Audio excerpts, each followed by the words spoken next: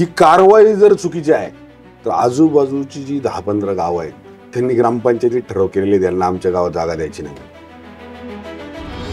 पण या मुस्लिमांना व्यवसाय करण्याचा अधिकार नाही का? नाही, व्यवसाय केला पाहिजे त्यांनी, आम्ही म्हणत नाही त्यांनी व्यवसाय बिलकुल केला नाही पाहिजे, पण व्यवसाय करताना त्यांनी आपल्या वागणुकीनं किंवा आपल्या कुठल्याही कामामुळं किंवा कुठल्याही उपक्रमामुळं तिथं दहशत निर्माण नाही केली पाहिजे, चुकीचे हे केले नाही पाहिजे. ही कारवाई केल्याचा मला बिलकुलही दुःख नाही. दुःख एका गोष्टीचं मी तुम्हाला जाहीरपणे आज पण सांगतो, त्या दिवशी पण सांगतो. अनेकांचं म्हणणं आहे की गाझापट्टी सारखी अवस्था तुम्ही कुदळवाडीची केलेली आहे. जे लोक सिरियामध्ये जसं ते उद्ध्वस्त दिसतात ना असे घरं वगैरे, तसं कुदळवाडी सारखं दिसतंय. पिंपरी चिंचवड शहराच्या भारतीय जनता पार्टीचे महापौर राहुल दादा त्यांचं पण पडलं.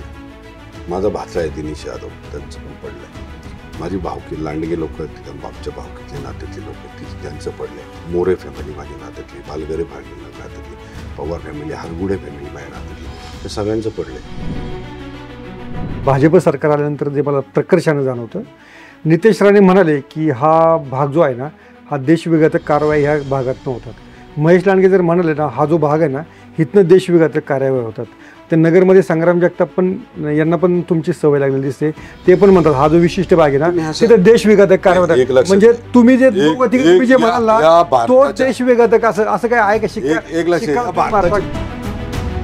तुम्हाला मंत्री नाही केलं ना त्याचं काय नाही असं काय? मुख्यमंत्री म्हणजे मीच मुख्यमंत्री असे.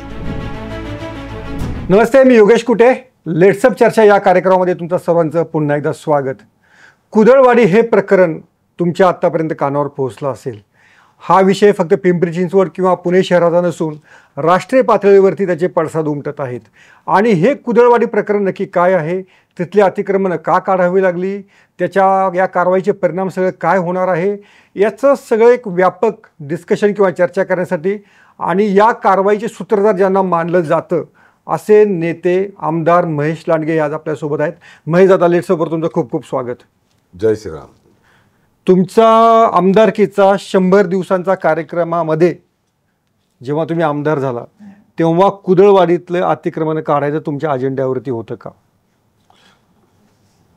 कुदळवाडी हा विषय असा अजेंड्यावर घेणं तसा म्हणजे ॲक्च्युली तसा तो विषय 30-40 वर्षापासून, तो काय आत्ताचा विषय नाही आहे. 30-40 वर्षापासून म्हणजे समाविष्ट गाव पिंपरी चिंचवड महापालिकेमध्ये आल्यापासून तर आत्तापर्यंत त्याची कशा प्रकारे वाढ झाली हे फार संशोधनाचा विषय. तो काय आत्ता अजेंड्यावर 100 दिवसाचा कार्यक्रम आहे तसं नाही. त्याच्यावर फार दिवसापासून मी काम करत होतो आणि तशा पद्धतीची यंत्रणा म्हणजे मध्यंतरी सत्ता बदल, सत्ता परिवर्तन, अमुक तमुक ह्या सगळ्या घडामोडी घडत होत्या. देवेंद्र भाऊंशी मी या संदर्भामध्ये चर्चा करत होतो आणि देवेंद्र भाऊंचं जसं त्यांच्या मनात आहे, जसं पंतप्रधान आदरणीय मोदीजी किंवा गृहमंत्री आदरणीय अमित भाई शाह यांना राष्ट्र सुरक्षित ठेवायचे, त्याच्यासाठी त्यांच्या ज्या काही योजना आहेत तसंच महाराष्ट्रसुद्धा माझा सुरक्षित राहायला पाहिजे याच्याकरता देवेंद्र भाऊंची काही उपक्रम आहेत. जसं तुम्ही गडचिरोलीचा नक्षलवाद घ्या, म्हणजे अनेक ठिकाणी त्यांनी नक्षलवाद संपुष्टात आणला जवळजवळ त्यांनी. तसं एक मुख्यमंत्री म्हणून देवेंद्र भाऊंचं आम्हाला सांगणे, प्रत्येक आमदारानं त्याच्या मतदारसंघामध्ये काम करताना तिथल्या ज्या सुविधा आहे, सार्वजनिक सुविधा त्या देणं तर गरजेचंच आहे, पण तिथली सुरक्षा ही पण गरजेची आहे. आणि कुदळवाडी हा त्यातला एक फक्त माझ्या मतदारसंघापुरता विषय घेऊन चालणार नाही, तर तो पुणे जिल्हा म्हणून त्याचा विचार करावा लागतो आम्हाला. आणि तो पुणे जिल्ह्याचा हा कुदळवाडी हा परिसर पुणे जिल्ह्यासाठी किती घातक होता हे नंतर मी हळूहळू लोकांपुढे मांडणारच आहे ते. आणि त्याच्यामुळं हा काही 100 दिवसाचा कार्यक्रम नाही, देवेंद्र भाऊंनी स्वतः याच्यामध्ये लक्ष दिलेलं आहे. त्यामुळं त्यांना हा विषय किती गांभीर्याने, किती त्याचे गांभीर्य आहे लक्षात आलेलं होतं. पण ही कारवाईसाठी गेल्या 15 दिवसापूर्वींचाच मुहूर्त का निवडला गेला? मग इतकी जर हे होती, मग तुम्ही 2014 ते 19 तेव्हा पण तुम्ही आमदार होता, तेव्हाही देवेंद्र फडणवीस हेच मुख्यमंत्री होते, मग त्याला आत्ताचा मुहूर्त कसं काय लागला? त्यावेळेस सुद्धा आम्ही त्याच्यासाठी हे केलं ना, म्हणजे नोटीस दिलेल्या आहेत. मला तर राजेश जाधव असताना नोटीस दिलेल्या आहेत. नंतर राजीव जाधव आयुक्त असताना आयुक्त असताना राजीव जाधव जे आयुक्त होते त्यावेळेस दिलेले आहेत. आणि प्रत्येक ज्या ज्या वेळेस त्या ठिकाणी घटना घडत गेल्या, आता बघा राष्ट्रीय सुरक्षा यंत्रणा सुद्धा त्या ठिकाणी येऊन तपास करून गेलेल्या आहेत. म्हणजे जर्मन बेकरीतला जो बॉम्बस्फोट झाला त्याच्यामध्ये यासीन भटकळ नावाचा जो आतंकवादी होता त्याचे सुद्धा त्या ठिकाणी संपर्क होते, त्याचे सुद्धा वास्तव्य होते. अशा प्रकारच्या राष्ट्रीय सुरक्षा यंत्रणेनं म्हणजे आम्हाला मिळालेली माहिती आहे, पेपरला त्या संदर्भात न्यूजच्या माध्यमातून सुद्धा झाली. आणि वेगवेगळ्या म्हणजे अशा काही घटना त्या ठिकाणी आढळल्या आहेत की ज्या राष्ट्रद्रोही आहेत. आणि त्यामुळं तो जो एरिया आहे त्या एरियामध्ये एक साधारण आपण थोडक्यात त्याचं उत्तर द्यायचं झालं मला तर मी एवढं सांगेन, ही कारवाई जर चुकीची आहे तर आजूबाजूची जी 10-15 गावं आहेत त्यांनी ग्रामपंचायतीत ठराव केलेले त्यांना आमच्या गावात जागा द्यायची नाही म्हणून. कारण काय? कारण आजूबाजूच्या गावांना सुद्धा याचा त्रास होत होता. इंद्रायणी नदी आज ज्या इंद्रायणी नदीला आपण गंगा म्हणजे फार अनन्यसाधारण महत्व आहे आपल्या याच्यामध्ये इंद्रायणी नदीला, त्या नदीच्या संदर्भामध्ये इतके आरोप आजपर्यंत आमच्यावर झाले, आमच्यावर केले. त्या आरोप करण्यापेक्षा त्याच्यावर उत्तर त्यांनी शोधलं, त्याच्यावर ती स्वच्छ कशी होईल याच्यावर आजपर्यंत कोण बोललं नव्हतं. आम्ही स्वतः त्याच्यावर सुरुवात केली म्हणजे आम्ही 2014 नंतर. आणि त्याच्यावर आम्ही इतकं बारीक म्हणजे आत्ता जर पाहिलं तुम्ही तर कुदळवाडीचा जो नाला इंद्रायणी नदीमध्ये जातो त्या नाल्यावर नाल्याच्या माध्यमातून जे पाणी नदीत जातं ते इतकं प्रदूषित पाणी, म्हणजे मी सांगतो इंद्रायणी नदी आज जी आजची परिस्थिती त्याला कारणीभूतच कुदळवाडी असेल. ओके, प्रदूषण इतकं तुमचा दावा आहे. इतकं जबरदस्त. अच्छा, तिथे काय काय उद्योग चालायचे? आळंदी आणि दिघीच्या मध्ये, आणि जसं आळंदीला आणि देऊला जसं महत्व आहे संत ज्ञानेश्वर महाराज आणि जगद्गुरू तुकाराम, तसं जगद्गुरू तुकाराम महाराजांचे टाळकरी एक टाळ या टाळगाव चिखलीमध्ये होता आणि त्याच्यामुळे त्याला टाळगाव चिखली असं म्हणतात. त्याला पण सांप्रदायिक वारसा आहे या गावाला सुद्धा. म्हणजे या गावामध्ये सुद्धा अनेक सांप्रदायिक लोक राहतात, सगळीच सांप्रदायिक आहे आणि सांप्रदायिक वारसा आहे म्हणजे त्याची नोंद तुम्हाला इतिहासात सुद्धा दिसेल. आणि त्या गावाच्या या कुदळवाडीला भंगारवाडी म्हणलं जायचं. आणि इतकी म्हणजे चुकीच्या घटना त्या ठिकाणी घडलेल्या आहेत. म्हणजे त्याला आता आपल्या माध्यमातून मी ज्यावेळेस बोलतो ना त्यावेळेस एवढा विश्वास कॉन्फिडन्सली मी सांगतो की मी ज्यावेळेस या संदर्भातलं पूर्ण कारवाईचं चित्र स्पष्ट होईल आणि पूर्ण कारवाई होऊन जाईल तिथं, काही लोक कोर्टात गेलेत, काही लोकांना स्टे होता तो स्टे गेलाय, काही अजून अनधिकृत कामं तिथं आहेत, ते सगळं ज्यावेळेस होईल त्यावेळेस मी संख्या आकडेवारीनुसार मांडेल. आकडेवारीनुसार त्या ठिकाणी होणारा पाणी पुरवठा, त्या ठिकाणी होणाऱ्या विद्युत पुरवठा, त्या ठिकाणी पुरवणाऱ्या सार्वजनिक सुविधा आणि त्या माध्यमातून महापालिकेमध्ये रजिस्टर असलेल्या मालमत्ता किती आहेत, नोंदणीकृत मालमत्ता किती आहेत, त्यानंतर त्या ठिकाणी सार्वजनिक ज्या आपण सुविधा महापालिकेकडनं पोचवल्या जातात त्याचा लाभ घेणारे रजिस्टर असलेली लोक किती, टॅक्स भरणारी लोक किती, या संख्येवारी सांगणार आहे मी. ओके, आज जेवढी जागा आपण त्या ठिकाणी म्हणतोय भुईसपाट झाली, भुईसपाट जागा झाली आपण म्हणतो, त्यामध्ये स्थानिक भूमिपुत्र किती आहेत, त्यांची संख्या किती आहे, आणि हे या ठिकाणी येऊन चुकीच्या पद्धतीनं अवैधपणे धंदा करणाऱ्या लोकांची संख्या किती, हे पण आकडेवारीनुसार मांडणार आहे. ओके, याच्यामध्ये एक महत्त्वाचा मुद्दा होता, तुम्ही विधानसभेत देखील मांडलेला होता की या कुदळवाडीमध्ये बांगलादेशी आणि रोहिंग्या यांची संख्या आहे. तर या अतिक्रमण कारवाईमध्ये तसं काही दिसलं, आता तसं काही स्पष्ट त्याचे सगळे धागे दोरे पुरावे हे सगळे आपल्या समोर येतील. माझं एक स्पष्ट मत असं आहे की अनेक वेळा म्हणलं जातं 1 लाख लोकांचा बेरोजगार गेला, 1 लाख लोकांचा ते 1 लाख लोकांची यादी जे लोक बोलतायत ना त्या लोकांची यादीच यांनी मला जाहीर केली पाहिजे. जे 1 लाख बेरोजगार म्हणतात, जे 1 लाख बेरोजगार, आणि ते 1 लाख लोकांचे ना जे 1 लाख लोक या भंगारमध्ये होते, स्क्रॅपच्या दुकानात राहत होते. आता काही प्रमाणात त्या ठिकाणी स्मॉल स्केल होतं, लघु उद्योजक होते, काही औद्योगिक कंपन्या होत्या. त्यांचं मी जाहीरपणे ते सांगितलेलं आहे, म्हणजे असं काय ताकाला जायचं आणि गाडग्याला पोहायचं असं कामच नाही ठेवलं. बर. मी ज्या गोष्टी चुकीच्या घडल्यात त्या पण मांडल्यात, आणि ज्या खऱ्या घडायला मागं 10-20 वर्षापूर्वी घडायला पाहिजे होत्या त्या व्हायलाच नाही त्या पाहिजे. म्हणजे ही जी कारवाई करायची वेळ आली, ही कारवाई करायची वेळच माझ्यावर आली नव्हती पाहिजे. त्या घटनेचं सुद्धा मी त्या ठिकाणी समर्थन केलं. झालेली कारवाई योग्य आहे हे पण मी मांडलं. पण त्याबरोबर भूमिपुत्र आणि लघु उद्योजक 1 लाख कामगारांची यांनी मला यादी द्यावीचे माझे आरोप करतात. ते 1 लाख लोकांचा बेरोजगार झाला, तर 1 लाख लोकांची नावं द्यावी त्यांनी, आणि ते पण आधार कार्डचे. अच्छा. तुम्हाला बांगलादेशी रोहिंगे समोर येतील तुमच्या. इथं कुणाची नोंद नव्हती, कुणाच्याही नावाची नोंद नव्हती. किती मालमत्ता पाडल्या याचा आकडा महापालिकेकडनं घ्यायचा. या महापालिकेकडं नोंदणीकृत असलेल्या मालमत्तांचा आकडा आणि तिथं पाडण्यात आलेल्या मालमत्तांचा आकडा, ह्याचा तुम्ही हे पहा, म्हणजे त्यातला पाहिला तर नोंदणीकृत असलेल्या मालमत्तांमध्ये एवढी लोक काम करू शकतात का? 1 लाख लोक, 1 लाख लोक काम करू शकतात का? आणि ज्या पाडल्यात त्यांची नोंदणीच नाही अशांची संख्या किती आहे?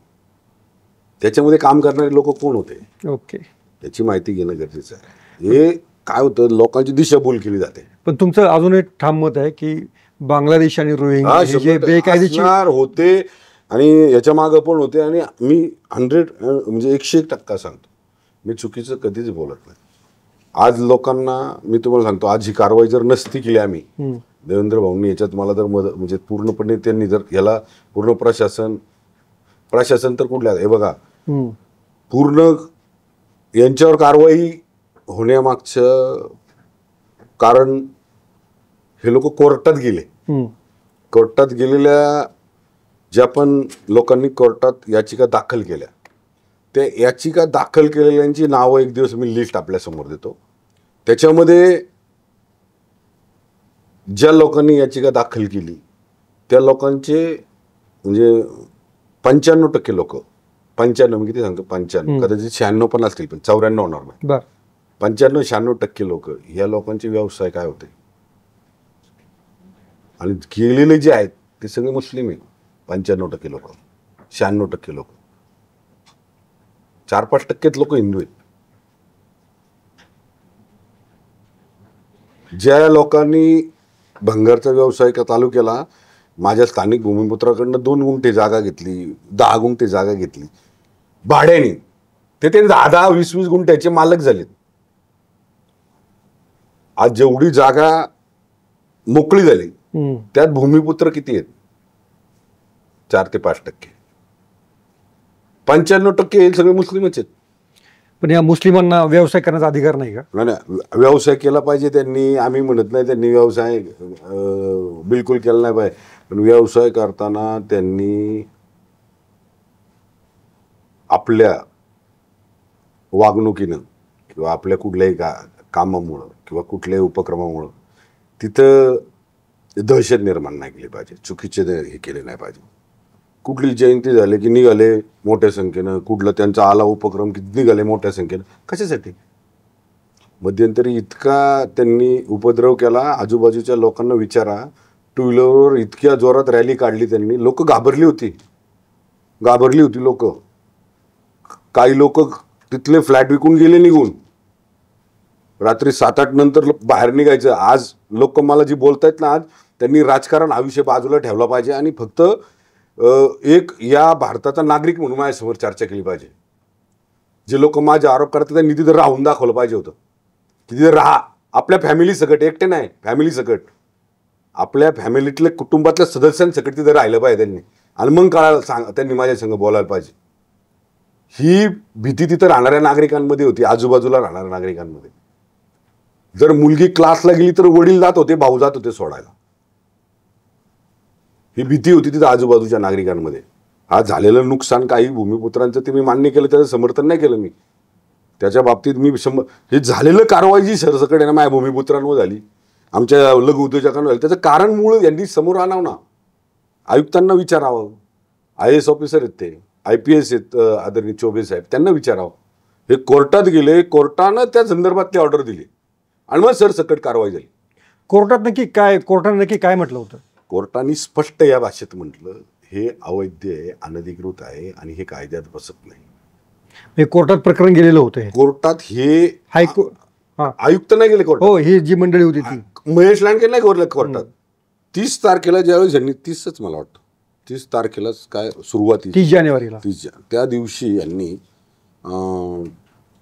रस्ता म्हणजे रस्ता रोको केला, त्याच्यामध्ये पूर्ण ट्रॅफिक जाम करून टाकलं आणि कडलं कायदेशीर काय नाही, सगळं बेकायदेशीर केलं ते. आणि मग त्यावेळेस त्यांनी इतकी भाषणं हे केली, म्हणजे दंगल व्हायची, म्हणजे एक प्रकारचं वातावरण असं केलं की हिंदू म्हणजे मुस्लिम असं म्हणजे एकदम भाषणं घातक केली. मग त्याच्यानंतर त्यांना महापालिकेने वेळ दिला प्रशासनाला 7 दिवसाचा. त्या 7 दिवसात त्यांनी काय केलं, त्यांना माहिती होतं हे जे भंगारचे दुकानं जे होते, स्क्रॅपचे दुकान होते, त्यांना 100% कायद्याने भाडा. मग त्यांनी काय केलं, आपल्याला काहीतरी आधार मिळावा म्हणून लघु उद्योजकांच्या 1-2 लोकांना घेतलं. त्यामध्ये 100 एकर आरक्षण आहे, 100 एकरच्या जवळपास, म्हणजे डीपी मधलं. हो, 30 मीटरचा रस्ता आहे, 18 मीटरचा रस्ता आहे, 24 मीटरचा रस्ता आहे, 12 मीटरचे रस्ते आहेत. मग आपोआपच म्हणजे कनेक्टिव्हिटी असलेले अनेक डीपी मधले रस्ते सगळे यांनी ॲक्वायर करून ठेवले होते. जे लोक म्हणतायत ते ना याच्यामध्ये या कारवाईमध्ये काहीतरी, तेच लोक निवडणुकीच्या आधी आमचे आरोप करत होते, ट्रॅफिकवर लक्ष नाही, बक्कालपणा वाढलाय, ते मध्यंतरी आग लागली त्यावेळेस तर काही नेते म्हणत होते इथं तुम्ही लक्ष देत नाही, 10 वर्ष काय केलं तुम्ही, तिथं जर तुमच्यात दम नसेल तर आम्ही कायदा हातात घेतो, आम्ही तुमच्याबरोबर आत घुसू, तुम्ही हे करा ते करा. तेच लोकांच काय कारवाई झाल्यानंतर उलट लोकांमध्ये प्रचार लागला. आणि ही कारवाई केल्याचा मला बिलकुलही दुःख नाही. दुःख एका गोष्टीचं मी ते तुम्हाला जाहीरपणे आज पण सांगतो, त्या दिवशी पण सांगतो. मला एका गोष्टीचं दुःख आहे की जे तिथं लघु उद्योजक काम करत होते, जे भूमिपुत्रांची छोटे मोठे व्यवसाय, त्याच्यावर कारवाई झाली. त्याच्यात समर्थन मी करत नाही. त्याच्या संदर्भात मी आयुक्तांशी सुद्धा बोललो, पण आयुक्तांचं पण म्हणणं आलं, आयुक्त हे कायद्याला बांधलेले आहेत. कोर्टाचा अवमान करण्याचं धाडस कुणीच करणार नाही. मी सर्वसामान्य, समजा मी एक संविधानिक पदावर आहे, एक सर्वसामान्य माणसाला जरी कोर्टाचा आदेश आला तरी तो कोर्टाचा आदेश हा त्याला मानावंच लागेल. ओके. आणि त्यात गव्हर्नमेंटचे अधिकारी म्हणून त्यांनी हे कोर्टात तस्त केले तर कदाचित फक्त स्क्रॅपवाल्या आणि रोडमध्ये येणाऱ्या लोकांवरच कारवाई झाली असते. इतका कोर्टाचा आदेश स्पष्ट होता. हा, स्पष्ट होता.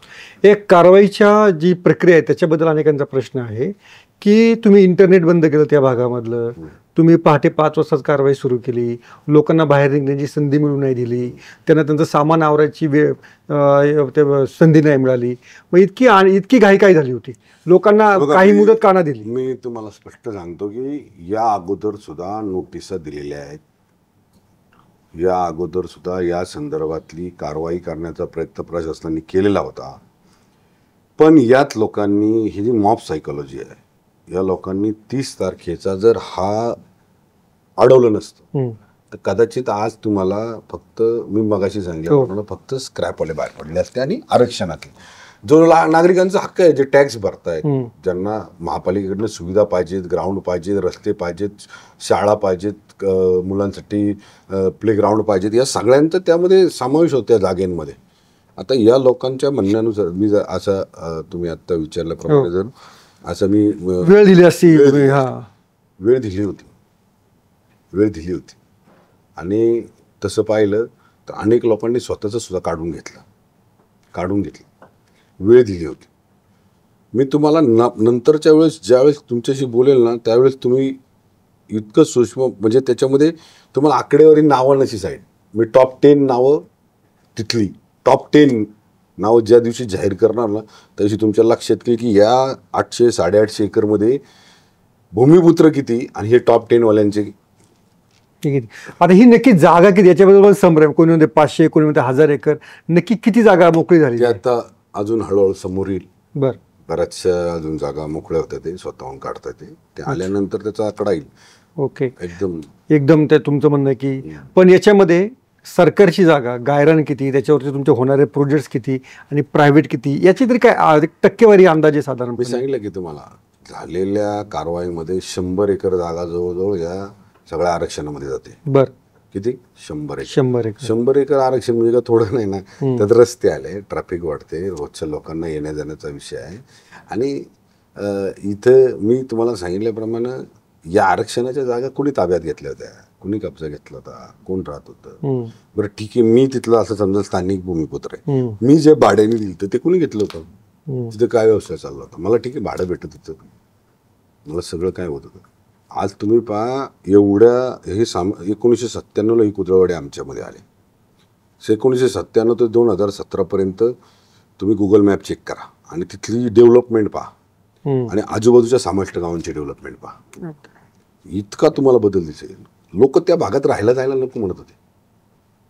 काही काही सोसायट्या तर अशा आहेत की पहिले 1-2 लोक राहत होते, नंतर हळूहळू त्यांनी सगळं म्हणजे जो आपला क्लब हाऊस असतो तो क्लब हाऊसच त्यांनी याच्यासाठी वापरायला सुरुवात केलं. ओके, त्यांच्या धर्माच्या कार्यासाठी. आणि मग ते धर्माचं कार्य क्लब हाऊसमध्ये चालू होते, अख्खी सोसायटी मोकळी व्हायला. अनेकांचं म्हणणं आहे की गाझापट्टी सारखी अवस्था तुम्ही कुदळवाडीची केलेली आहे, जे लोक की सिरियामध्ये जसं ते उद्ध्वस्त दिसतात ना असे घरं वगैरे, तसं कुदळवाडी सारखं जे दिसतंय. लोक बोलतात ना गाझापट्टी संदर्भात, गाझापट्टी काय आहे हे लोकांना समजून सांगायला पाहिजे त्यांनी. खरं गाझापट्टी म्हणजे काय कुठलं तीर्थस्थानिक आहे? गाझापट्टी काय आहे? इस्रायल, पॅलेस्टाईन यांच्या म्हणजे त्याच्या खोलामध्ये गेलं पाहिजे यांनी सांगताना. गाझापट्टीमध्ये हमास सारखी आतंकवादी संघटना काम करते. हमासच. हमास. मग गाझापट्टी म्हणजे आमची कुदळवाडी काय गाझापट्टी समजता तुम्ही? गाझापट्टीचं म्हणजे तुम्ही तर पार पुढे गेला. म्हणजे गाझापट्टी म्हणजे आम्हाला तुम्ही ते आम्ही इंद्रायणी नदीच्या काठी गाझापट्टीच आज 40 वर्ष आम्ही चालवली, उभी केली का?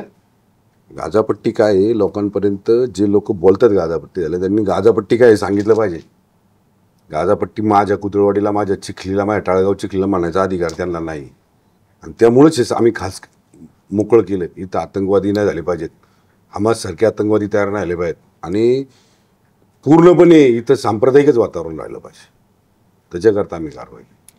तुम्हाला विधानसभा निवडणुकीमध्ये तिथे मताधिक्य मिळालं नाही, त्यामुळं पण तुमचा त्याच्यावर डोळा होता. ज्यांनी असं बोललं ना त्यांनी जरा थोडंसं 483 बूथ तपासा. त्याच्यामध्ये या कुदळवाडीच्या एरियामध्ये फक्त एकच खुली अशी जिथं मी थोडासा माग आहे, 2 आकडी संख्येमध्ये. बाकी सगळीकडे मी पुढे आहे. कुदळवाडीमध्ये तुम्हाला मताधिक्य? हो. ती कोणती जागा आहे की कोणती खोली की जिथं तुम्ही पिछाडीवर आहात? ते आता हेच सगळे लोक आहेत, हेच लोक आहेत सगळे ज्यांनी मला मतदान, ज्यांनी फतवा काढला होता निवडणुकीच्या टायमाला काही झालं तरी महेश लांडगेला मतदान करायचं नाही, ज्यांनी ओरडत होते सगळीकडं जाऊन मिटिंग घेत होते, बैठका घेत होते, हेच लोक होते. अच्छा. हां. पण त्यांना पण तुमच्या विरोधात फतवा काढण्यासारखं तुम्ही काय केलेलं आहे? काय त्यांना वाटत असेल आता आमची म्हणजे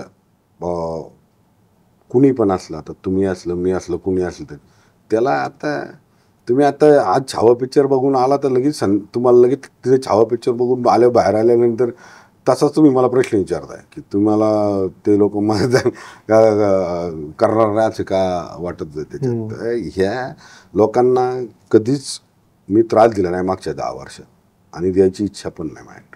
पण ज्यावेळेस त्यांच्या या चुकीच्या कारवाया तिथे दिसायला लागल्या मला सगळ्या आणि त्याचे पडसाद इतके वाईट होते, तिथल्या स्थानिक पोलीस स्टेशनला विचारा गुन्हेगारीचं स्वरूप काय होतं.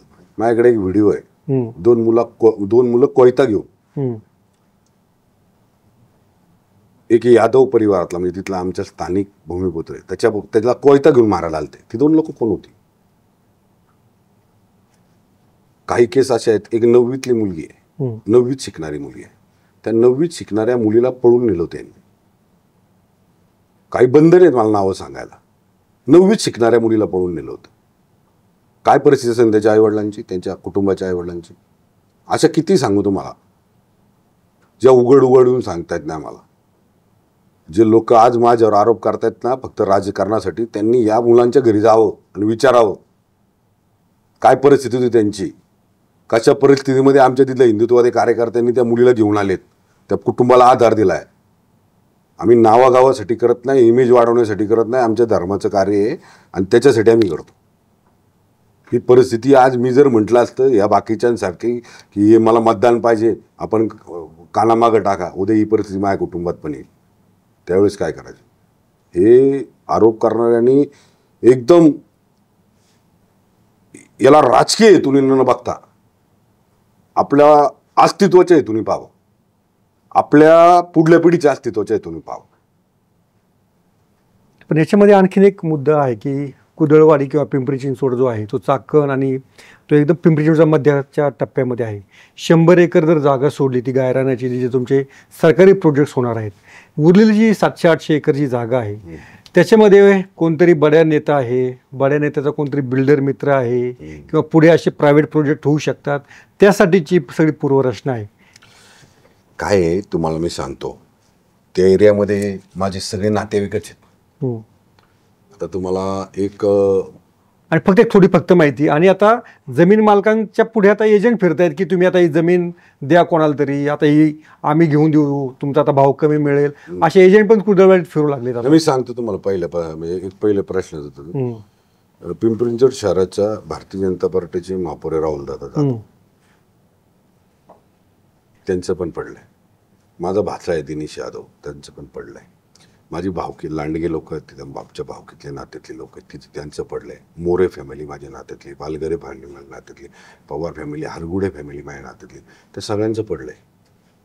मी जर मला व्यवसाय, बाकीच्या समजा व्यापार भरपूर जागा आहे ना, ते कुदळवाडीत कशाला येते?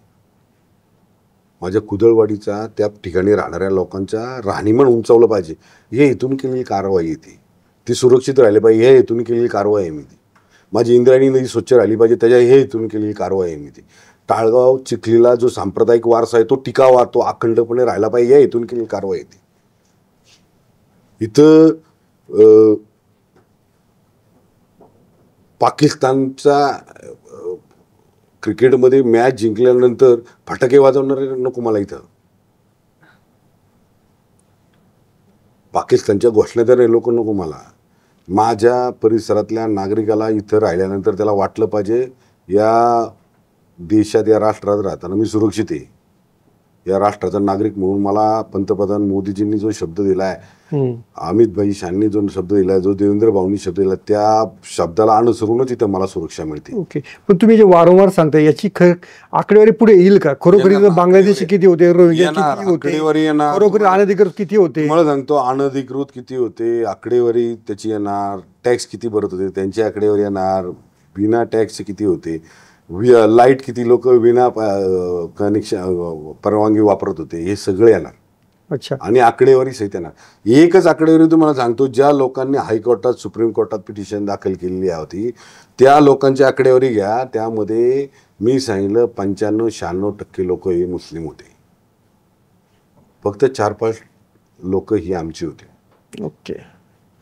त्यांना पण यांनी का घेतलं तर ह्यांना काय आधारच नव्हता. आता एक व्यक्ती असं आहे, त्यांनी एक विद्युत कनेक्शन घेतलंय आणि ते एका शॉपच्या पेपर्सवर घेतलंय आणि तीच लाईट तो 10 शॉपमध्ये वापरत होता अनधिकृतपणे. तिथं राहणाऱ्या लघु उद्योजकांना तुम्ही, माझा प्रश्न आहे आपल्याकडनं, किती वेळा आपल्याला आठवड्यातनं लाईट जात होती? किती वेळा लाईट जात होती? किती वेळा तुमचं काम बंद पडत होतं? तुमच्याबद्दल वाईट वाटतंय मला. तुम्ही कर्ज काढून व्यवसाय उभे केले, तुम्ही सगळं केलंय. तुम्हाला लाईट देत असताना तुम्हाला जर लाईट आम्ही देऊ शकलो नाही, त्याच्यामागचं कारण शोधणं आमचं कामच आहे आणि ते शोधलं आम्ही. जे लघु उद्योजक प्रामाणिकपणे टॅक्स भरतायत, लाईटचा रेव्हेन्यू भरतायत विद्युतमध्ये, त्या लोकांना लाईट नाही मिळत आणि हे फुकट जे वापरतायत ते त्यांच्या चुकीच्या कामामुळं वारंवार लाईट जाते. जेवढा लोड त्या एरियामध्ये आहे त्या लोडपेक्षा जास्त लोड कुठं जातो? ओके. हे शोधलं आम्ही.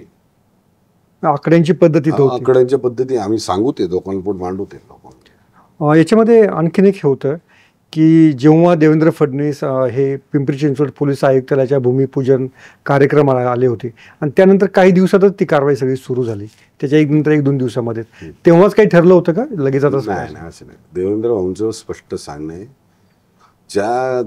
ज्या आपल्या मतदारसंघामध्ये लोकांना किंवा तिथे राहणाऱ्या नागरिकांच्या दृष्टीनं चुकीचं काय चाललं असेल तर त्याच्यामध्ये कुठलीही आयघाई करायची नाही. मतदान हा विषय आपल्यासाठी गरजेचा नाही, आपल्यासाठी राष्ट्रप्रथम आहे. त्याच्याकरता आपण त्या गोष्टी 100% करायच्या आणि त्यासाठी माझी पूर्ण म्हणजे त्यांचा पूर्ण पाठिंबा मला आहे. पाठिंबा. आता सोशल मीडिया तुम्ही पाहिलं की मला माहीत नाही, पण सोशल मीडियामधनं अशा प्रकारच्या एक रील असे येत आहेत की तुम्ही आम्हाला उद्ध्वस्त केलेलं आहे, तुम्ही आमचं जीवन, आमच्या मदतीला कोणी आलं नाही. कोण म्हणतं? सोशल मीडियावरती जे व्यथित लोक आहेत, ज्यांना त्या कारवाईमुळे जे कारवाईग्रस्त लोक आहेत, त्यांचे रील जर पाहिले तर आम्ही महेश लांडगे यांना भेटायला जात होतो, आम्ही महेश लांडगे यांच्याकडे व्यथा घेऊन जात होतो, तेव्हा या कारवाईच्या दरम्यान महेश लांडगे आम्हाला भेटत पण नव्हते. सगळ्यांना तर भेटलो करा तुम्ही, माझ्याकडे त्याचे फोटो पण आहेत, ज्यांना भेटलोय त्यांना तुमच्या लक्षात येतील तिथे की कपड्यावर लक्षात येईल कुठले आहेत ते फोटो दाखव तुम्ही, त्याच्यात पहा. रील्स आहेत माझ्याकडे, त्यात पहा. व्हिडिओ काढलेले आहेत त्यात पहा. माझ्या घरात CCTV आहे त्यात पहा.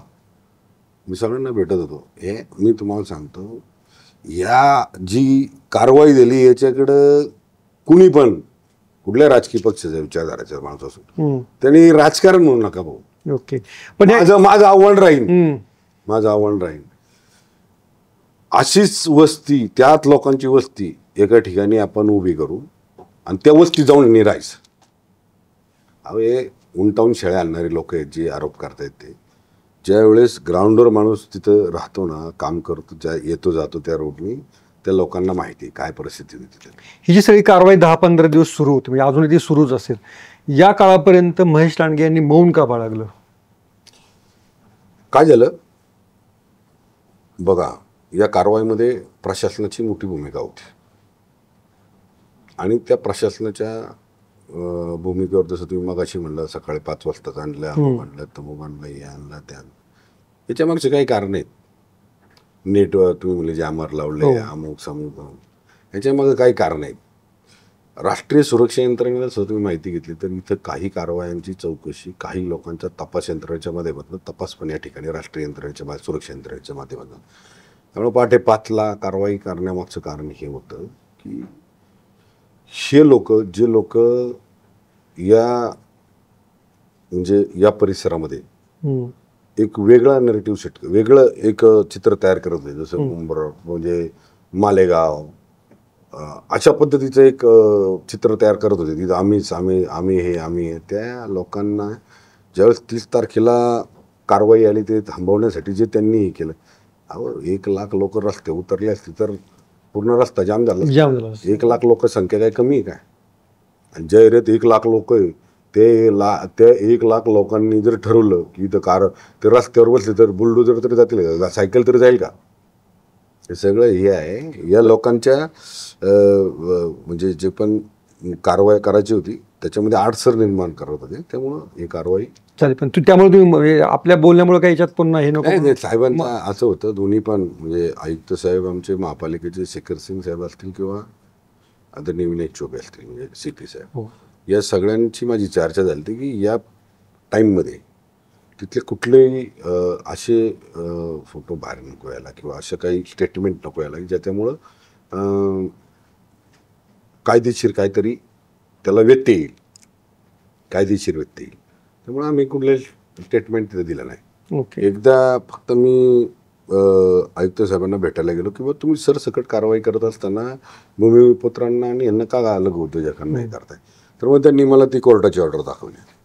आता यांना कोर्टात जाणं का गरजेचं वाटलं मला कळलं नाही. जर तुमच्याकडे तुम्ही अधिकृत होता, तुमच्याकडे सगळं होतं, मग तुम्ही कोर्टात गेलाच का? अच्छा, कोर्ट अधिकृत लोकांना न्याय देईल का? त्यांच्यावर अन्याय करेल. अधिकृत असेल त्याला न्याय देईल, कोर्टाने आदेश दिला आणि कोर्टाच्या आदेशाच्या पुढं कदाचित मी एक लोकप्रतिनिधी म्हणून मला भावना आहे, मी तिथे करेल. जरी आयुक्तांना आणि CP साहेबांना जरी एक व्यक्ती म्हणून भावना असतील तर त्यांनी कायद्याला बांधलेलं आहे. आणि ते जर कायद्याने असा निर्णय दिला हायकोर्टाने तर त्याला हेच करावं. सुप्रीम कोर्टात तर फेटाळून लावलं. ही मंडळी सुप्रीम कोर्टात पण गेली होती. हो, सुप्रीम. अच्छा, आता तुम्ही जे दावे केलेले आहेत की राष्ट्रीय सुरक्षा असेल, इंद्रायणी स्वच्छतेचा मुद्दा असेल, त्या ठिकाणची दहशत संपलेली असेल, हे मुद्दे पुढच्या दिवसात आम्हाला प्रत्यक्षपणे झालेले दिसतील का हे पुन्हा एक नॅरेटिव्ह असेल? नाही नाही, काढ ते साफ केलंय. म्हणजे आतापर्यंत कोणी हेच केलं नाही ना. देवेंद्र भाऊ मुख्यमंत्री झाले म्हणून तर आम्हाला हे करायचं धाडस केलं. त्यांनी केलं, आम्ही केलं, प्रशासनाने केलं. नाही तर आता आम्ही जर बाकीच्यांसारखा विचार करत बसलो असतो ना, जे आरोप करतात माझ्यावर, त्यांच्यासारखा जर विचार करत बसलो असतो ना, अजून 2 महिन्यांनी खरंच गाजापट्टी झालं. गाजापट्टीसारखी परिस्थिती झाली असती तिथे. सगळे अतिरेकी दिसले असते तुम्हाला. ओके, पण हे जे तुम्ही बदल झाले होणार आहेत असा जो दावा करताय तो प्रत्यक्षात येईल असा तुम्हाला विश्वास आहे? 100% बदल करणार. तोपर्यंत शांत बसणार नाही मी. तोपर्यंत शांत बसणार नाही मी, अजिबात नाही. या कारवाईचा म्हणजे पश्चाताप तर दूरच, नाही, पश्चाताप नाही, काय नाही, समर्थनच तुम्ही. आणि समर्थनच. फक्त मी समर्थन त्या गोष्टीचं करत नाही, लघुउद्योजकांना झाले. मग त्या लघु उद्योगाने आता पुढे त्यांच्यासाठी मी आपल्या देवेंद्र भाऊंशी बोललेलो आहे, प्रशासनाशी बोललेलो आहे. त्यांच्यासाठी काय आपल्याला त्यात करता येईल, कशा प्रकारे त्यांना मदत करून परत तिथं सेट करता येईल, ओके, त्याच्यासाठी माझे प्रयत्न चालू आहेत. आणि मी पूर्ण तुम्हाला मी सांगतो, याच स्मॉल स्किलवरती शास्तीकर होता या लघु उद्योजकांवर. आणि त्याची जर तो पण आकडेवारी तुम्ही माहिती घ्या महापालिकेकडनं, की लघु उद्योजकांवर किती शास्तीकर माफ केला. तो शास्तीकर माफ कोणी केला? आदरणीय देवेंद्र भाऊंनी केला, भारतीय जनता पार्टीने केला, या सरकारने केला.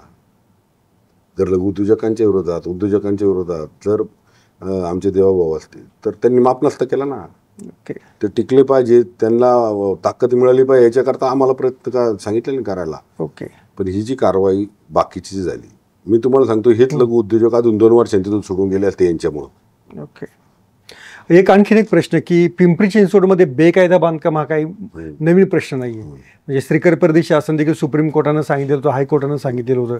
तेव्हा कोणता लोकप्रतिनिधी असा एकदम तत्परतेनं जागा झालेला नव्हता. उलट ती कारवाई थांबवण्यासाठी श्रीकर परदेशींची बदली पण तिथल्या नेत्यांनी करून घेतली. नाही, बदली नाही केलेली.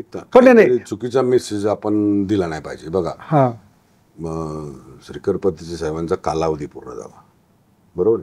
त्यामुळे ते तिथे गेले. श्रीकर परदेशी साहेबांनी पण कारवाई भरपूर त्या ठिकाणी केली. ही कारवाई परत मी सांगतो तुम्हाला, ही कारवाई अनधिकृत बांधकामाबरोबर जे त्या ठिकाणी एक वेगळी ताकद निर्माण करत होते स्वतःची, त्यांच्या विरोधातली, त्यांच्यावर सगळ्यात पहिलं अनधिकृत हा सेकंड पार्ट आला. सगळ्यात पहिलं काय आहे, इथं अवैधपणे चुकीचे धंदे करणं, चुकीच्या पद्धतीनं इथल्या नागरिकांना असुरक्षितपणे वाटण्याच्या सारखी भूमिका त्या ठिकाणी तयार करणं. त्याच्यामुळे ही कारवाई आहे. पहिलं हे कारण आहे. आणि नंतर कोर्टात गेल्यानंतर हे अनधिकृत बांधकाम आहे. पण याच्यामध्ये थोडस असं तुम्ही एक 4 महिन्यापूर्वी साहेब एक भीषण आग त्या ठिकाणी लागली होती. 4 दिवस साहेब तिथं आग विझवायला गेले होते. आगीचे बंब पण जात नव्हते. आता ती आग विझवायला 4 दिवस लागत होते. कदाचित तिथं अजून काही घटना घडली असती वेगळी, तर हे जे आरोप करतात ते आम्हाला म्हणले असते डोळे झाकून बसलेत काय. दोन्हीकडनं बोलणारे लोक असतात. आणि जे बोलणारे लोक असतात ना, त्यांना नागरिकांचं काय घेणं देणं नसतं, राष्ट्राचं काय घेणं देणं नसतं. आम्ही सगळेजण राष्ट्रहिताच्या दृष्टीने निर्णय घेणारे लोक आहोत. एक या सगळं कुदळवाडीमुळे महेश लांडगे यांची वेगळी ओळख झाली. ते म्हणजे आता बुलडोझर बाबा झाले ते. आता नाही, मी बुलडोझर बाबा वगैरे काय नाही. पण ज्या विश्वासानं तिसऱ्यांदा पंतप्रधान म्हणून नरेंद्र मोदीजींना देशात लोकांनी पसंती दिली, देवेंद्र भाऊ ज्या दिवशी मुख्यमंत्री झाले, विधानसभेच्या निवडणुकीमध्ये ज्या अर्थाने लोकांनी हे दिले, लोकांना हे पाहिजे, काय पाहिजे, भविष्याच्या दृष्टीनं फ्युचर म्हणजे विजन असलेलं काम पाहिजे. विजन असलेलं काम. मी यात लोकांचे स्टेटमेंट काय दाखवतो मला. कुदळवाडीला भंगारवाडी म्हणत होते. भंगारवाडी, अरे टाळगाव चिखली येते, सांप्रदायिक वारसा आहे. बरोबर. त्या गावात आज सुद्धा तिथं एक गाव एक शिवजयंती होती. एक गाव एक शिवजयंतीची मिरवणूक कुठून निघते? या कुदळवाडीतूनच निघते. त्यावेळेस हे गाव सगळं एकत्र येतं. तिथं काय येतं? या लोकांनी ज्यावेळेस ताकद दाखवायला सुरुवात केली, या लोकांनी दाखवलं संघटित एकत्र येऊन त्या न्यूज, त्यावेळेस आपल्या लोकांच्या लक्षात आलं, अरे आपण सगळेजण हा विचार डोक्याच्या, आपण कधी विचार करतच नाही, पण आपल्या लोकांचं साधारण सर्वसामान्य राहणीमान असतं, आपल्या लोकांच्या मनात असले चुकीचे हेतू येत नाहीत. आणि या लोकांनी ज्यावेळेस तिथं तसं चित्र तयार केलं, त्यावेळेस आपल्या लोकांनी एक गाव शिवजयंतीची मिरवणूक तिकडनं चालू केली. अच्छा, एक मुद्दा आहे म्हणजे भाजप सरकार आल्यानंतर जे मला प्रकर्षानं जाणवतं, नितेश राणे म्हणाले की हा भाग जो आहे ना, हा देशविघातक कारवाई ह्या भागात होतात. महेश लांडगे जर म्हणाले ना, हा जो भाग आहे ना, इथनं देशविघातक कारवाई होतात. ते नगरमध्ये संग्राम जगताप पण, यांना पण तुमची सवय लागलेली दिसते, ते पण म्हणतात हा जो विशिष्ट भाग आहे ना, तिथं देशविघातक कारवाई होतात. म्हणजे तुम्ही जे तुम्ही जे म्हणाल ना, तो देशविघातक असं काय आहे का? या भारताचे नागरिक म्हणून, या भारताचा नागरिक म्हणून, भारतीय जनता पार्टीचा नका समजू, या भारताचा नागरिक म्हणून तुम्हाला त्या ठिकाणी झालेली कारवाई, जे पण हे बोलतात, त्या ठिकाणी झालेली कारवाई भारताची नागरिक म्हणून, ती झालेली कारवाई जर नसती झाली तर पुढल्या 2 वर्षानंतर तुम्ही त्या एरियात फिरले असते का? विचारा तुम्ही तिथे फिरले असते. काय झालंय, भारतीय जनता पार्टी किंवा नितेश झालं, किंवा आता तुम्ही संग्रामभाई नाव घेतलं, माझं नाव घेतलं, बुलडोजर बाबा बिबा काय विषय नाही. उलट आमचं असं मत आहे की जे आमच्या विरोधात आहेत ना, त्यांनी पण थोडासा हा विचार केला पाहिजे.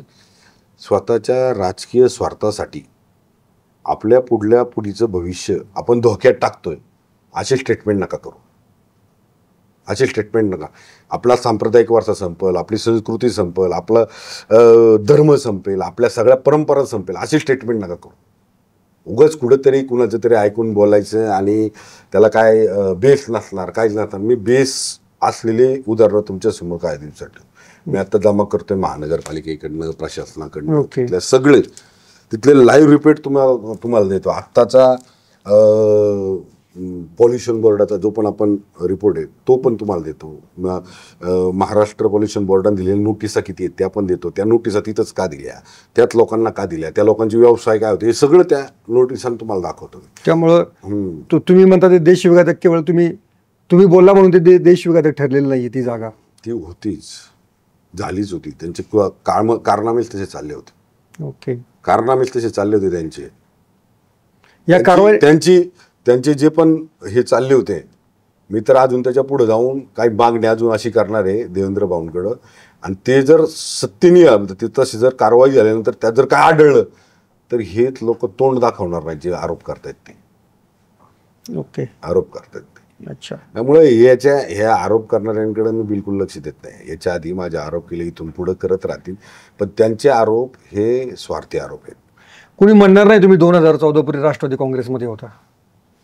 तसं मला मी 2014च्या आधीपासून शेंडी ठेवतो, आणि राष्ट्रवादीत कोण शेंडी ठेवत नाही असं मला वाटतं. बाकी लोकांचे आहे, पण माझी शेंडी बघा आहे तिथे दिसते का, जसं मला कळतं तशी शेंडी आहे. ही शेंडी ठेवण्यासाठी मला काय म्हणजे माझा धर्म सांगायची गरज नाही मला ना.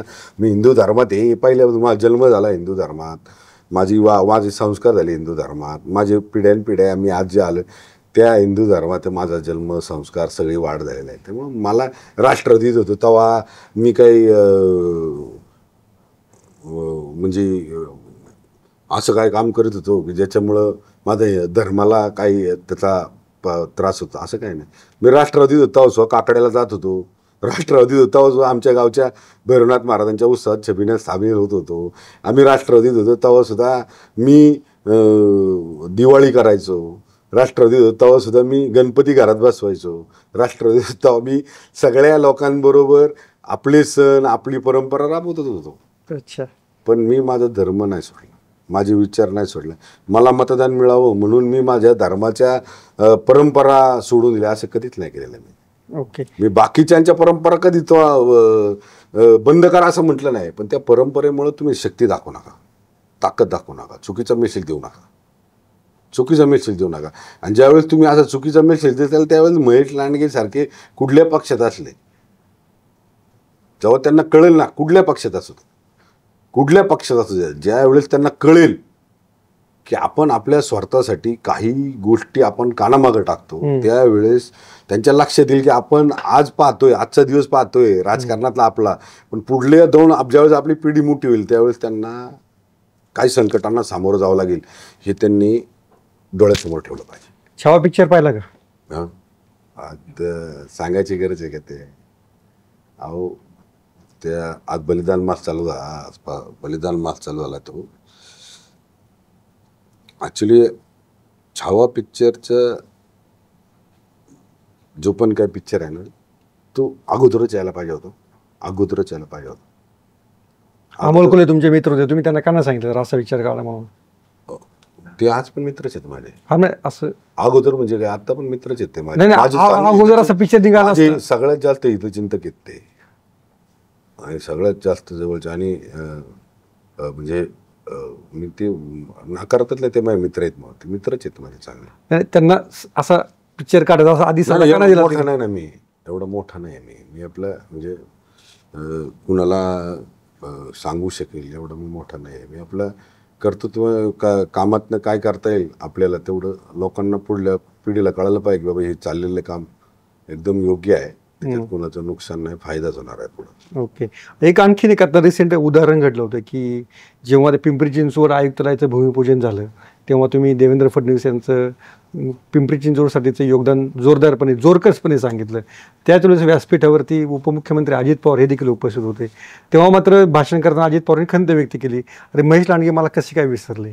नाही, मी अजितदादांना कसं विसरेल, नाव घेतलं होतं मी अजितदादांचं, पण फक्त उपस्थित म्हणून घेतलं होतं, पण कॉन्ट्रीब्युशन कुठे सांगितलं की त्यांनी कशी पिंपरी चिंचवड महापालिकेमध्ये प्रगती केली, किती विकास कामं केली? अजितदादा उपमुख्यमंत्री आहेत, मोठे नेते आहेत राज्याचे, त्यामुळं मी काही त्यांच्याबद्दल बोलणं एवढं माझं हे नाही. कारण त्यांच्या म्हणजे ते बोलले होते भाषणात, पण त्याच्या मागचा तो उद्देश नव्हता ज्या उद्देशानं बाकीचे लोक घेत आहेत. पण त्यामुळं मी देवेंद्र भाऊंच्या संदर्भामध्ये माझी भूमिका मांडताना एकदम स्पष्ट मांडली. मी 2014 नंतर ज्या वेळेस देवेंद्र भाऊ मुख्यमंत्री झाले, 15 ऑगस्ट 2018ला आमचं आयुक्तालय स्थापन झालं, पोलीस आयुक्तालय, आणि पिंपरी चिंचवड शहराला सेपरेट दर्जा, वेगळा दर्जा आयुक्तालयाचा देण्याचं काम कोणी केलं? मुख्यमंत्री असताना देवेंद्र भाऊंनी केलं. आणि आज भूमिपूजन सुद्धा त्यांच्या हस्ते होते. हा माझा सांगण्याचा त्यांचा उद्देश होता. त्याचा सगळ्यात जास्त आनंद मला झालाय देवेंद्र भाऊंच्या हस्ते होता. त्याच्या आजूबाजूला 2-4 अजून एक चांगले उपक्रम आहेत. त्याच्या शेजारी समोरच्या साईडला गव्हर्नमेंट इंजिनिअरिंग कॉलेज आहे, त्याची मान्यता सुद्धा देवेंद्र भाऊंनी दिली. 1982 पासनं पिंपरी चिंचवड शहरामध्ये न्यायालय आहे. त्या न्यायालयामध्ये वकील आहेत. त्या वकिलांना आपण विचारू शकता की 1982 पासनं तर म्हणजे आम्ही म्हणजे त्यांना आता नवीन जी बिल्डिंग तयार होती, नवीन जागा मिळते, तोपर्यंत आज सुद्धा तुम्ही गेला तर ते महानगरपालिकेच्या भाड्याच्या बिल्डिंगमध्ये, आजची चांगली बिल्डिंग आहे, त्याच्या अगोदरची बिल्डिंग जर तुम्ही पाहिली तर पिंपरी चिंचवड शहरामध्ये असं न्यायालय तुम्ही पाहूच नसता शकला. ते न्यायालय, त्या न्यायालयाची जागा, त्या न्यायालयाला लागणारा निधी, तिथलं सगळं देवेंद्र भाऊंनी केलं. त्याचबरोबर तिथं अलीकडं म्हणजे एक्झिबिशन सेंटर आहे, त्याची सुद्धा डेव्हलपमेंट करायला यांनी सुरुवात केली. पिंपरी चिंचवड महानगरपालिकेमध्ये 2017मध्ये पहिल्यांदा भारतीय जनता पार्टीचा महापौर झाला नितीन काळजे, हो. त्याच्यानंतर राहुलदादा जाधव. या दोघांच्या काळामध्ये महाराष्ट्रातलं पहिलं दिव्यांग भवन, दिव्यांग बांधवांच्या योजनेसाठी, त्यांच्या कौशल्य विकासासाठी पहिल्यांदा दिव्यांग भवन बांधण्याचा निर्णय कोणी घेतला असेल तर देवेंद्रजींच्या मुख्यमंत्री असताना देवेंद्रजींच्या नेतृत्वामध्ये पिंपरी चिंचवड महापालिकेने घेतला. आज सुद्धा लोक बघायला येतात तिथं. ओके. की पिंपरी चिंचवड महापालिकेने दिव्यांग, म्हणजे ही जी काही कामं आहेत, पिंपरी चिंचवड महापालिकेला एकच सोर्स होता पाण्याचा, पावणा धरणाचा. दुसरा सोर्स कोणी दिला? देवेंद्र भाऊंनी दिला. आता हे सांगितलं म्हणजे असं होत नाही की दुसरं कुणाचं नाव घेतलं नाही. आता जे देवेंद्र भाऊ मुख्यमंत्री आल्यानंतर जे सुरुवात त्यांनी केली आणि आज त्याचा कळस सुद्धा त्यांच्या शुभ हस्ते होते, हा आनंद मला त्या ठिकाणी सांगायचा. पण तुम्ही एवढं देवेंद्र भाऊंचं कौतुक करताय, पण त्यांनी कुठे तुम्हाला मंत्रिमंडळामध्ये घेतलं? हो, देवेंद्र भाऊंच्या कामाच्या संदर्भामध्ये म्हणजे शब्द कमी पडतील. एवढा त्रास, एवढे आरोप सहन करून सुद्धा त्या देवेंद्र भाऊंनी कधीही कुणावरही चुकीच्या पद्धतीने आरोप केलेला नाही. इतकं ठामपणे काम केलंय. अहो, मराठा समाजासंदर्भातली त्यांची भूमिका पहा, बहुजन समाजासंदर्भातली भूमिका पहा, सगळ्या समाजाला एकत्र ठेवून काम करण्याच्या संदर्भातली त्यांची भूमिका पहा. इतके म्हणजे फक्त काही लोकांनी फक्त सुपरीत घेतली त्यांच्या बदनामी करायची. त्यामुळे नाही, पण ते आहे, पण तुम्हाला मंत्री नाही केलं ना त्याची. त्याचं काय नाही. नाही असं काय, ते मुख्यमंत्री म्हणजे मीच मुख्यमंत्री असे आहे. भारतीय जनता पार्टीचा प्रत्येक कार्यकर्ता मुख्यमंत्री आहे. भारतीय जनता पार्टीतला तळागाळातला कार्यकर्ता सुद्धा देवेंद्र भाऊ आहे. भारतीय जनता पार्टीत तळागाळातला कार्यकर्ता सुद्धा पंतप्रधान नरेंद्र मोदी आहेत. तळागाळातला कार्यकर्ता सुद्धा अमित भाई शाह आहे. तळागाळातला कार्यकर्ता सुद्धा बावनकुळे साहेब आहे. आमच्या या पार्टीमध्ये राष्ट्र प्रथम, नंतर तुम्ही ते पक्षातलं शिबिरातलं भाषण नका देऊ. भाषण नाही मी सांगतो. शिबिरातलं भाषण नका देऊ. भाषण नाही मी सांगतो. मी स्वतः देवेंद्र भाऊ आहे. अजून काय सांगू? काय सांगू तुम्हाला? मी स्वतः देवेंद्र भाऊ आहे. पण तुम्ही बोलले असाल ना भाऊ काय म्हणजे कशात अजिबात नाही. मला काहीच वाटत नाही. पिंपरी चिंचवडसाठी. अहो, पिंपरी चिंचवडसाठी ज्यावेळेस भेटायचे, जेव्हा भाग्यात असेल तेव्हा भेटन ना. तेव्हा भाग्यात असेल भेटन ना. अहो, ज्या व्यक्तीनं मुख्यमंत्री म्हणून काम केलं त्याच व्यक्तीला विरोधी पक्ष म्हणून काम करावं लागलं. परत सत्ता बदल झाल्यानंतर त्याच व्यक्तीने उपमुख्यमंत्री म्हणून काम केलं. त्या व्यक्तीकडनं म्हणजे आपण संकुचितपणे मंत्रिमंडळात घ्यावं, नाही घेतलं म्हणून नाराज होणं हे चुकीचं आहे. अहो, किती प्रकल्प विचार आहेत त्यांचे आपल्याला. आणि मंत्रिमंडळ हा काय माझ्या दृष्टीने हे नाही, जेव्हा भेटायचं तेव्हा भेटन.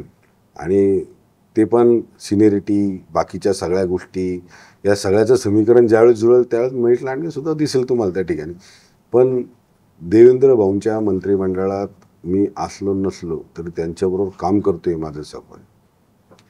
तर हे होते आमदार महेश लांडगे. अतिशय त्यांनी सुस्पष्टपणे आपली कुदळवाडीच्या कारवाईवरची भूमिका मांडलेली आहे. महेशजी, धन्यवाद तुम्ही लेट्सअपमध्ये आल्याबद्दल आणि खूप चांगली माहिती दिल्याबद्दल. जय श्रीराम. थँक्यू.